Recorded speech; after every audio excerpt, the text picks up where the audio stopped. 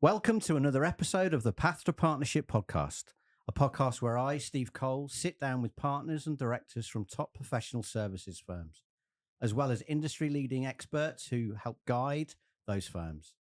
Today, my guest falls squarely into that second category. I'm excited to welcome Alistair Marshall, Amazon best-selling author of Grow Your Professional Practice, keynote speaker, and a leading authority on business development in the professional services world. Alistair, thank you for joining me today. I'm looking forward to diving into your insights. Alistair, for the benefit of the listeners, tell me a little bit about yourself and what you do. Well, I didn't have a background in professional services, Steve, until the JFC. Wow, okay. And following the JFC, I went networking, and all I met were lawyers, accountants, and bankers who couldn't tell me why they were better than the next lawyer or accountant or banker. And I thought, these are the people who need assistance. So my background was actually running large sales forces in fast-moving consumer goods. So I had a change of career. And for the last 15 years, I've been helping professional services firms, including a lot of accountants, how to grow a practice. And I'm Spartacus. I failed my accountancy exams in the mid-'80s. I don't go back there. It wasn't a fun time. But I do remember that whilst I was there, no one taught me how to grow a practice. So I have empathy for these people. Okay. It's a challenge. Where do you learn this stuff? And that's, why I wanted to get you on the podcast, because out of these episodes that I've done, a massive area that people need to work on and is so important, and has certainly felt really important in the last 2 to 3 years, is business development. So from your perspective, what is the definition of business development for a professional services person? How to grow relationships with people who are potential prospects or referrers. The end. Yeah. So lots of people call it selling or think it's desperate or cheesy, and that's not why I joined the profession. And I have empathy with that view, but there's nothing to fear here. There really is not. And all clients, professional services, and particularly accounting, is fortunate that every business needs it. Yeah. So there's already a demand for the service. They've got to search it and buy it from somebody, so it may as well be you. So it's really only client service multiplied by relationships. And as I say, it's just how it's done. But I have to be honest and say there are similar people with similar qualifications working in similar firms, offering similar services, using similar platforms at similar prices. It's quite hard to be chosen. So rather than say anything about the S word and selling, I'd rather say I make people easier to buy from. Excellent. Okay, that makes perfect sense. And from an engagement perspective, do firms engage you to talk through their firm strategy on business development, or do individuals engage you to be better at selling?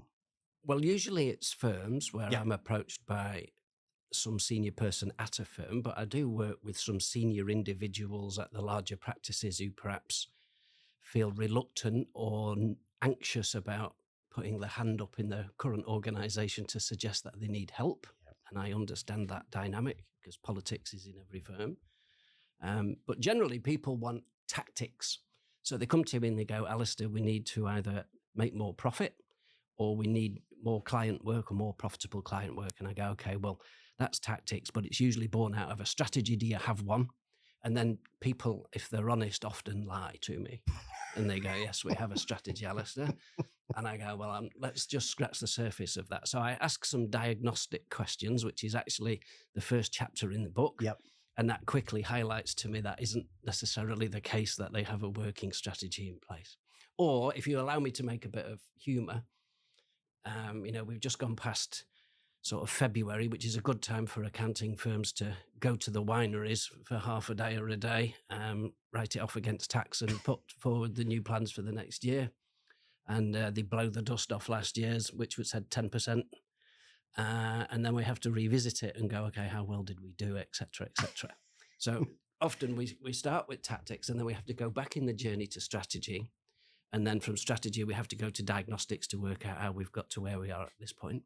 And I don't always have all the answers per se, but what I've worked out over 15 years is I have a framework of questions that the firm has to find answers to if it's going to be successful, not just in attracting clients, but very pertinent to what you do, how they attract the best human talent in the marketplace. Yeah. Because there's a real crossover there between, one of them, for the last 3 or 4 years since COVID, most accounting firms have enjoyed double-digit growth. Yes. And often they'll say, well, Asda, we don't need you because we're growing at 10 or 12%. And I go, well, you could be growing at double that if you could attract the right people. And so at conferences and things like that, often I talk about how you use marketing and business development skills to attract the best human talent rather than attract new clients. And there are some huge opportunities for firms that can be easily solved and without investing a lot of cash to make themselves more appealing to candidates. And so in terms of going back to business development strategy, I think people get quite worried about what business development is. And I think there's this old school mentality of pounding the pavements, cold calling. And because I'm very uncomfortable with that, I'm not very good at it. But so from a business development strategy perspective, what would you say to someone that is a new partner looking to grow their practice? What do they need to do? What are the strategies for them to be successful? Well, the first thing I would say is that in 2025, no one hires a generalist. They all want an expert. So we live in a world of what I describe as DEB. So who is DEB? DEB is the digitally empowered buyer. And imagine if you were doing, a business valuations exercise, people are going to do the due diligence. Yeah. And whether you're a potential new client or a potential new member of staff, you're going to do your research on the business. No one buys anything over $500 without Googling it first. And when you do that exercise, the first two things you see are the website, or if it's an individual, their biography on the website and the LinkedIn profile. So your digital footprint needs to be pretty good. So even if my bank managers recommended you as my accountant that I should go to, I'm still going to check you out first. Yeah. And if you don't look like the expert he's told me you are, then instantly when I come to the engagement meeting, I'm on the back foot. So what I'm trying to do is get people to put their individual intellectual property in a place where I can access it for free before a financial transaction takes place. And there are many ways you can do that. So usually it involves either the spoken word, the written word, or building networks on and offline. And with the advancing technology platforms over the last few years, there's a lot of noise and it's much harder to get found. So you have a double challenge of visibility and credibility. No one's going to hire you or the firm unless they know who you are. The second challenge is once they know who you are, why are they going to choose you rather than someone else? And I spend hours in boardrooms working out what the answer to that is. But there's always an answer. There is always an answer there. But you don't want to be caught in this grey, woolly, nebulous area of the only differentiator is price. And there are too many people, sadly, who fall into that bracket. And if you look at all markets of the world, they're polarizing between top and bottom. So maybe for the car lovers of the world, there's no problem selling Ferraris and Porsches at a certain price in the world. And if you're Tata of India, you can sell lots of entry-level cars into the market. But, here in Australia, Ford and Holden couldn't make any money selling mid-table cars to everybody because it's not a model anybody wants anymore. So they shut it down. My wife works in luxury retail, so she has no problem selling very nice handbags and shoes at extortionate prices. Do you get a discount? I do occasionally get a discount. Thank you, Steve, for asking. Supre and Lowe's have a great market for entry-level clothing. But if you're Myers or David Jones, you really struggle with this generalist be everything to everybody model in the middle. They can't make any money because nobody wants it anymore. And it's no different for accountants. So people either want to be a specialist, or if you've got a good technology, you can go in at the bottom end and just pump out a lot of volume at low fees. But you've got to find a way not to just be different, but be better. And and again, that's a point that comes up a lot on this podcast is that personal brand. What's your definition of personal brand? Because there's a few people that I've spoken to that don't like the term because it should be aligned to the firm, and it should be an authentic brand rather than necessarily just the digital footprint. But how important is personal brand, and when should someone be working on their personal brand? Well, the answer to that question is daily. Yeah. So there's two brands you have to take care of. So you have the umbrella brand of whoever the organization or the firm you're in, but people still buy individual accountants, not just the firms. So I would say it's a 50-50. Yeah. So if you're not doing business development for the firm, do it for yourself. Yeah. Lots of firms are quite helpful with their staff in terms of, investing in them and the training. Many of them are not. Okay. The reason, if you went and asked people why they don't do this, often they get, well, we have a department who does that. That's why we have a marketing and BD department. So they kind of hide behind it. Some of them will say, well, I'm an introvert, so I'm really not good I don't have the skill set. And that's just not true, because I'm 58 and I've worked with some great introverted tax people who wouldn't have thought they were gifted at this. But if you build them a story, stories and numbers sell, Steve. Yeah. And if you give people a story, it gives them the confidence to get out from behind the desks and go and talk to strangers. And good things happen when you do that. But if you talk to the right strangers, targeted, and you have a good message when you get there, you give yourself a huge advantage over those people who don't know how to do it. Yeah. Give yourself an unfair advantage, I would argue, versus the competition. Yeah. And something that resonated with me in your book was you can't build a great relationship from behind the desk. No. And I think there's this perception that, accounting and doing the accounting work is done behind the desk and in an office. How important is networking? How important is that face-to-face networking and getting out there and seeing people? Because obviously COVID made us retract and work from home. But it feels like actually the last 3 or 4 years that face-to-face is more important than ever. And actually people want it. Well, we talk about the trust word, don't we, in professional services? And there's only so much trust you can build if you have a Teams or a Zoom meeting. It's better than an email or a phone call, but you still, humans interact with each other quite well. I'm still a big believer in having a meal with people and breaking bread with a human. And, if you want to build rapport, that's still a great thing to do. In terms of network, there was an old phrase, I don't know who it came from, who said network equals your net worth. And I'm a big believer in the best network you'll ever have is your own. So lots of accountants go to chambers of commerce and go to events that are run by law firms and all this kind of thing. And I go, well, why don't you start your own based on maybe an industry specialism that you like? And those people who make the effort to do that find themselves hugely more successful than those who don't. So, because you're at the center of all the activity.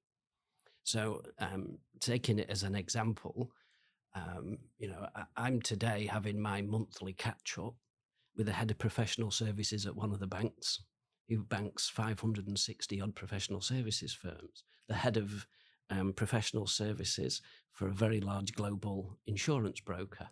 Right? And we meet every month. It's not by accident.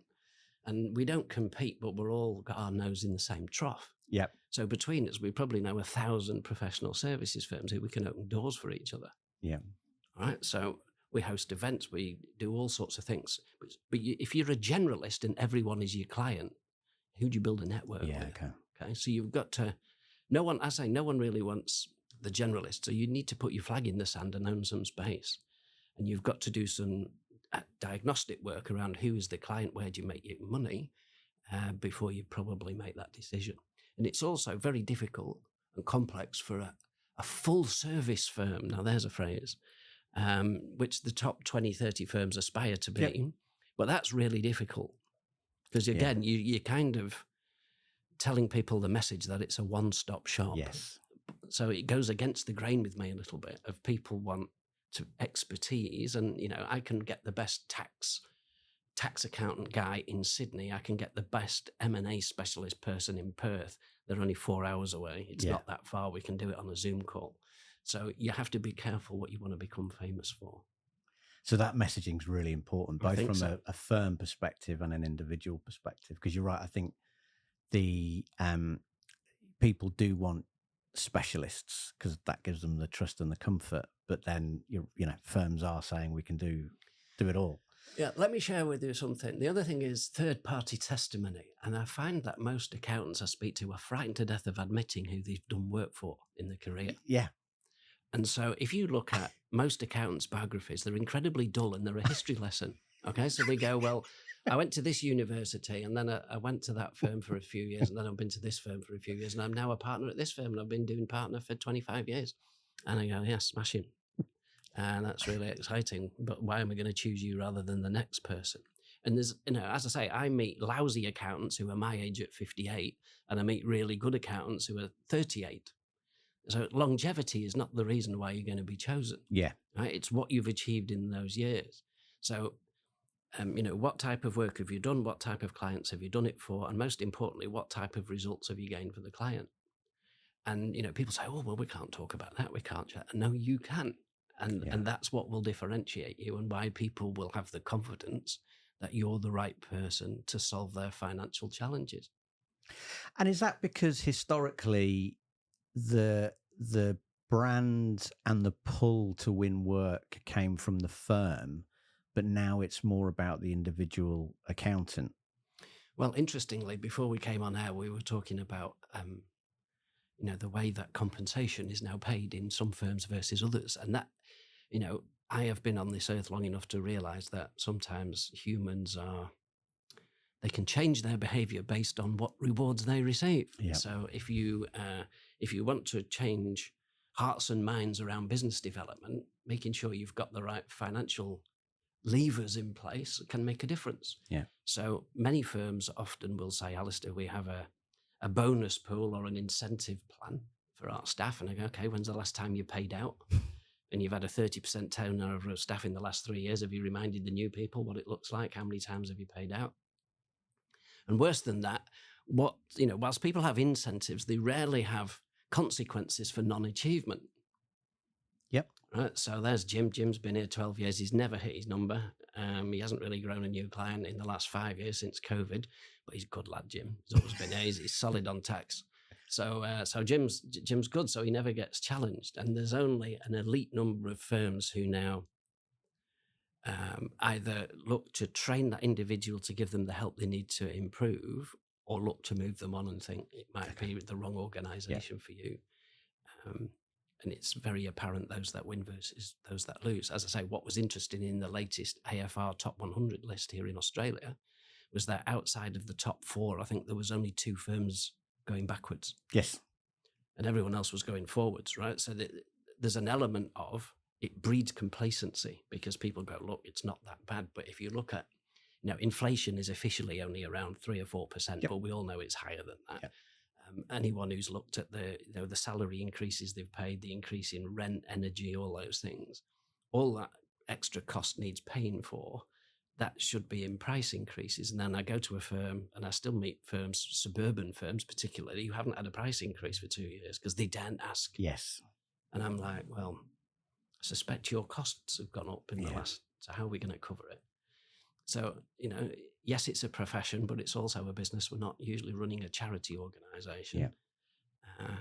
So there are levers they can pull, but the good news is if you're an expert, there is an opportunity to charge for it. People will pay for expertise as long as you can demonstrate it. So you can't just tell people you're better. You have to have tangible things in place. And that takes a system, a tool, and a process, and it takes a while to build it. There's no get-rich-quick scheme, which is why I've not come on here and said, there's a silver bullet and I'll make you all rich tomorrow, because it takes a bit of hard work. The good news is that most of the cost is opportunity cost of time. It doesn't cost cash. Yes. So I did a research with 150 firms here in Australia and asked them how many hours and how many dollars they invested to win profitable new clients, and they shared with me what they did.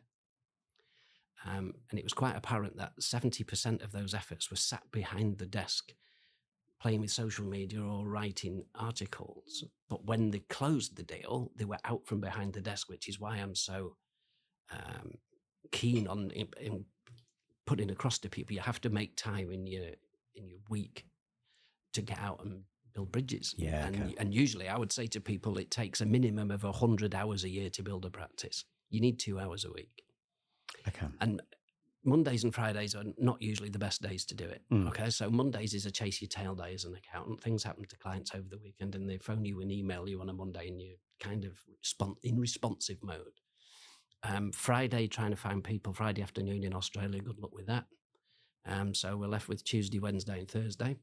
So I would encourage people to put 2 hours aside between 12 and 2, either Tuesday, Wednesday or Thursday, book it in and elevate its importance. So when you go to bed the night before, you know you've got 2 hours of to-do time. Yep. And tell EAs and secretaries, try not to put client time in that 2 hours.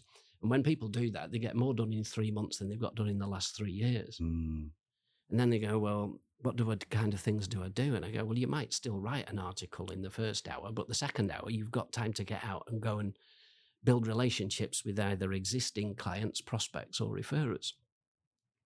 And again, people sometimes get overfaced. So I think larger firms, someone from marketing or BD comes along and says, here's a list of 100 businesses on the nearby business park. Go and knock yourself out. Go and see what you can do with that. And people are like, hello, give me some help. So I'm conscious people are busy. So I try and have them in what I call a 5-5-5 program. So you have a list at any one time, a dynamic list, 5 clients that if you spent more time with them, you could win more work. Yep. So you either go to them and say, well, you currently only buy tax and whatever offers, but we do 6 or 7 of these other services. It could be wealth management, whatever it is. Yep. Talk to them about it. It could well be, well, we only act for you in New South Wales, but we can also act for you in other states. So you could get referrals on a geographic basis. A number of things. Or you just be more of what their current spend is. So that's one way of doing it. Then you've got prospects who match the ideal client. Yep. So, people are reliant on referrals. It's quite funny when you go to them and you go, have you grown this business to date? And they go, referrals, Alistair. And I go, okay, well, we're on the 27th of March. How many clients have you asked a referral for this year? Well, none. And I go, well, we're going to be waiting a long time to grow this practice, aren't we? Okay. And funny, we were talking about management consulting before. Bain & Company actually did some research where they asked 500 managing partners of accounting firms if they thought they were worthy of a referral. And 80% of them said yes. And Bain said, we don't believe you. Give us your top 20 clients. We'll phone them and ask them if that's true. So Bain rang up the top 20 clients of the 500 firms, and only 16% of the clients thought they were worthy of a referral. So the actual gap between perception and reality on whether you're worthy of a referral is enormous. Yeah. So the other thing is with referrals, the best trigger moment for a referral is when someone's just scored you 9 or 10 on a net promoter score. Okay. But in Australia, the quality of feedback is woeful compared to many other places. So in the UK, where service isn't great, but at least they measure it and they know it's not great. Okay. Whereas here, I don't think service is great. And I don't know whether that's because we don't have a tipping culture. Yep. But if you don't feel great, just walk into a restaurant or go and stand in David Jones and say if you were made to feel important. I'll tell you what the answer will be. And so, as I say, the clue's in the title, professional services. How good is the service? Yeah. And often it's not great, and I don't think it often improves because people don't measure it. And if you don't measure it, it's hard to make it better. Yeah. And that's the best time to ask for a referral. And so, again, does that come back to people being too reliant on other people around them or even the brand that they work for? Or are they never told to ask for a referral? Well, again, I have empathy because no one's ever told them how to do it. Yeah. So they haven't told them when to do it, how to ask, all of those things. Yeah. All of that's in the book. Yeah, so there's course. pages of scripts in the book on how to ask for a referral without sounding desperate or cheesy. And I suspect it's one of the most well-read chapters in the book. Yeah. For that very purpose. Yeah. And it certainly crosses over to recruitment. The from my perspective, it's it's brilliant. So obviously, when it comes to building a practice, it takes time, as you've already said. Is there a fine balance with firms allowing the individual to take the time to build a practice? Because at partner level, you're under pressure. You're under pressure to perform. You're under pressure to bring revenue in, hit your revenue target. Is there a fine balance with that? And how do you advise firms and the individual? Is there often a difference of?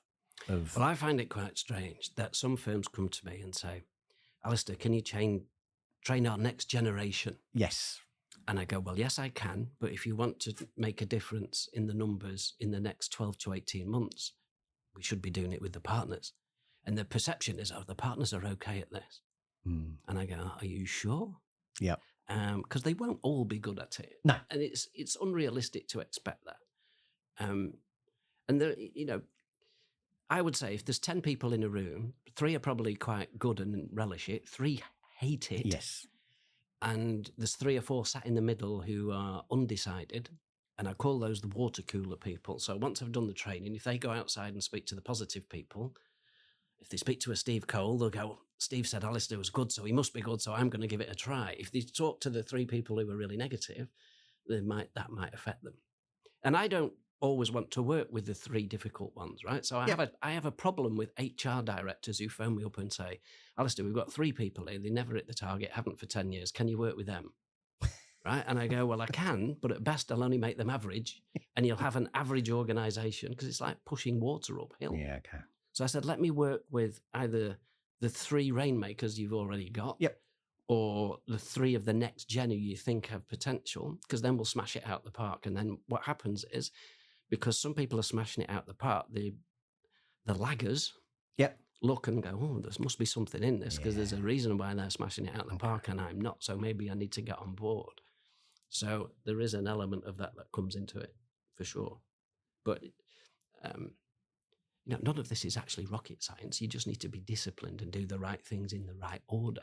Yeah. But as I say, where do you learn it? Yeah. And what I was conscious of doing in the book, there's lots of books available that will tell you what to do, but don't necessarily tell you how to do it. Yeah. And my perception of having done the research on what works and what doesn't is that it's not just what you do, but it's how well you do it. So if you write articles, but you just put it on your website, realistically, when's the last time anyone went to a website to read latest news, right? It doesn't happen. True. Right? So if you spend an hour writing an article, you need to spend an hour sending the article to people who might be interested in reading what you've got to say. And that's where people fall down. Or people say, Alistair, you told me to speak at a conference and I went and did it, but I didn't win any work. And I go, well, did you do A, B, and C? No, I didn't. I go, well, that's why he didn't win any work. Yeah, okay. Right? So it's the level of, how well it's been done that makes the difference between winning and losing. And the world's not fair, right? So if you do it 90% well, you don't get 90% result, you get 0. And if you want me to explain how the world's not fair, I meet really ordinary accountants who drive supercars, and I drive fantastic accountants who have great knowledge who struggle to put the finances together. Yeah. Right. So it's not just about being technically gifted at the job. Yeah. Right. So I don't know how many people online would have got an MBA or aspire to have an MBA. The best place to do it, arguably, is Melbourne Business School with a guy called Mark Ritson. Cost you about 85 grand and 2 or 3 years of your life. So to maximize my benefit to the listeners on this call, I'll condense the learnings of that course into my next statement. Fundamentally, on a 3-year course, you learn that the financials of your accounting practice only depend on 2 things, which is operational competence times marketing, which is essentially how good you are at what you do multiplied by how good you are at what you do. And most accountants are ordinary at that second discipline. Right. Right. So I sit in boardrooms and I go, okay, guys, tell me finances out of 10. Right. So we're talking profit per equity partner or director, cash in bank, WIP, all those lovely things. And people usually sit on the fence and say, well, we're kind of 7 out of 10. We're doing okay. We're not bad, but we know we could be better. And I go, okay, score yourself on operational competence. How good are you at delivering accounting services? And they'll, become hairy gorillas, right? We're 9 or 10 out of 10. We're awesome. And I go, okay, well, if that's true, based on this model, how good are you at telling people about how good you are at what you do? It's probably only a 4 or a 5. Yeah. So that's how you're going to turn it into cash, is become more proficient at telling people who would be interested in how good you are at what you do, yet not enough people focus enough hours in the week on it. Because they're just not comfortable selling themselves or selling their expertise. No. Yeah. No, they don't give it the time it deserves, its importance. So For someone that's on their path to partnership, on that track to partnership, and they're looking, and invariably that target of winning work and bringing in revenue starts at around the senior manager, client director kind of level. You've got to prove yourself before you get the title. What would be the best piece of advice you'd give to someone? Because, there's a lot to take in terms of what someone can do from a business development perspective. But what are the three things you'd say to somebody to really understand and nail down first? Sort your digital footprint out. Yep. So people undervalue things like LinkedIn profiles. So I think that's a starting point. Network. So even if you're junior, you'll have alumni from university, yes. Probably. You'll have people who you went to school with. You'll have people on sports teams. You'll have friends, all those kind of things. So start close to home, and then think if you're a junior in an organization, go and meet with juniors in other organizations. Yeah. So if you're an accountant, go and meet juniors in law firms. Go and meet juniors in banks. Go and meet juniors in insurance brokers, because they all know they have their noses in the business world just as you do, and you're playing on the same level. So don't feel fearful that you need to reach out to senior partners and directors in these big firms and they won't respond to you. Because there's an element of truth in that. There is an hierarchy in professional services firms. Yeah. And that's why we have so many law firms who have, salaried partners. Yeah. Because they understand that if you have partner after your name, more people will come and visit you or have a coffee with you than if you didn't. So there's truth in that. So the network thing, and start something. So think what type of work do you enjoy? What type of clients do you enjoy doing it for? Find yourself a stream of work that you think is going to be your go-to. And for example, when I decided that professional services were going to be my thing, I read 2 or 3 books on how to run a professional services firm. Because I had to, when I went and met people who ran them, I had to be able to talk their vocabulary. I had to show a demonstration that I knew something about it. I wasn't a fraud. So what's quite funny, when I go and talk to accountants, for example, I'll say, who's your ideal client? They'll say, high net worth individual. I go, okay, so we just drive around Double Bay or, until we knock one down or something? What are we going to do? So often I'll get, medical practitioners, Alistair. We'd like to deal with medical practitioners or dentists or veterinary surgeons. And I go, well, are you aware that if you run a dental practice, the biggest investment you have to make is in an X-ray machine, because you can't run a dental practice without one. So if you build a relationship with the X-ray machine salesman, he can open the door to every dental practice in New South Wales. So you think outside the box. Mm. And someone, I haven't written it, but someone will have written a book on how to run a dental practice. Read it. Right. So if some of the people here will be listening are in rural places. So, I've just done a project with a rural practice recently. Yep. And, I said to them, do you know the John Deere tractor salesman? And I think they looked at me like I'd got a green head. And I was like, I'm serious, because they'll know every rural and agricultural and viticulture business here. Oh, okay. So you think about who can help you. So the network, I try and build an ecosystem around the perfect client. So I've tried to build relationships with all the service providers to accountancy practices. So I don't build websites, but I've met a man who can. Okay. So, I don't write copy, but I know someone who can. So all the things that I get asked for in a boardroom, I've found someone who, in my opinion, is probably as good as anyone in Australia at delivering that service, but doesn't compete with me. It's a good place to go. Yeah. So I don't know. Maybe I went on a little longer than you thought. But there's 3 things there, I think. That's really sound advice, because I always reflect back to an example that one of a previous guest gave, who was a client director in a global mid-tier, and she had a very close connection with a senior associate in a law firm. So they were both of a similar level on their pathway to partnership. And this senior associate of a law firm said, this client's looking for some accounting services. Do you want to meet them? Met them, and got onboarded them as a client, which was fantastic. And they've ended up being $1 million client over time. This individual, who actually is a self-confessed introvert, just nailed down doing a great job and getting out there and really spending time with them. They're now $1 million client.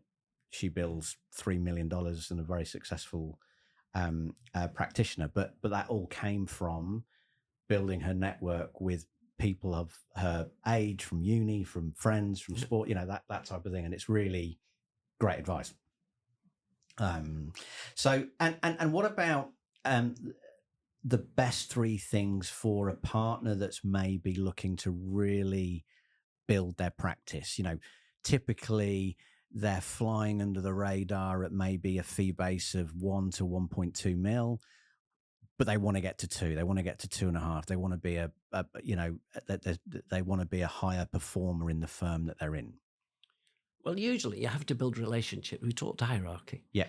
So if you reach out to prospects or referrers who are senior level C-suite people, and you invite them to a flat white in Castlereagh Street, it doesn't make them feel that important. Yeah.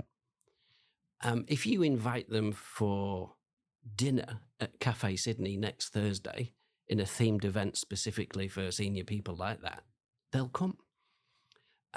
So there's horses for courses, Steve. Yeah. And again, humans, we like belonging. Yeah. If we get invited to an event that's themed around people who look just like me, I want to be part of the club. I don't want to be on the outside. And I often run these events with professional firms. I did one 2 weeks ago for a global financial services business. And we, put 20 people in the room. There's no big presentation on the night. There's a rapport build, which allows you to buy one-on-one access in the following weeks to go and talk to them about what you do. So that usually costs, I don't know, I think the budget on that occasion was $300 a head. Yep. So you can't buy 3 or 4 hours of access with the senior board decision makers on AdWords. You can't do it. Yeah. Right? So you have to go and do it in person. So, but people are not coming for a flat white because it doesn't make them feel important, and it's in the middle of the day and it stops the flow of the working week. And why should I come? Because you're just going to try and sell me some accounting services and I've already got an accountant. I don't need to come. Yeah. Right. So if you do a themed event though, around, I don't know, let's pick dental practitioners, right? So if you invite dental practitioners to a themed dental practitioner event, and maybe you have some sort of dental person there who everyone recognizes, who you've got as a client, then they'll come. Yeah. And people go, well, don't they fall out with each other because they're all in competition? And the answer is no, because they very rarely actually get that opportunity to sit in a room. Now, obviously, you have Chatham House rules, and what goes on in the room stays in the room. Of course. But they love that environment. Yeah. And, I've done that for several banks in the past, where we've run it on behalf of banks. We've invited heads of professional services firms in. They don't compete. They sit there. They play nicely with each other. Yeah. They bitch about the staff and all the problems that they've got. They actually quite enjoy the occasion. But, if I buy you a flat white, I probably spend half an hour with you of quality time, and the relationship will build skin deep. Yeah. If I sit next to you and give you a steak and give you a bottle of Grange, you're going to have a better relationship with me. Yeah. And it's not as expensive as you think. Yeah. Yeah. Really sound advice. Alistair, thanks so much for your time. How can people read your book and how can people contact you? Okay, so contact me, website, professionalservicesbd.com.au, LinkedIn, Alistair Marshall, not too difficult. And the book is only available on Amazon, cool. Which I'm very happy about, because when I wrote books in the UK years ago, my ego made me print them in hardback. So a pallet of books turned up at the house, and Mrs. Marshall nearly divorced me. And every time I needed to post one out, you had to go and put an expensive postage thing on and go to the post office. Whereas now on Amazon, they've been brilliant, I have to say, because people have been great. They've been taking pictures of books all over the world. People in America take it and post it back. Which is hugely rewarded. So Amazon #1 best-selling business book available on Amazon, surprisingly enough. Perfect.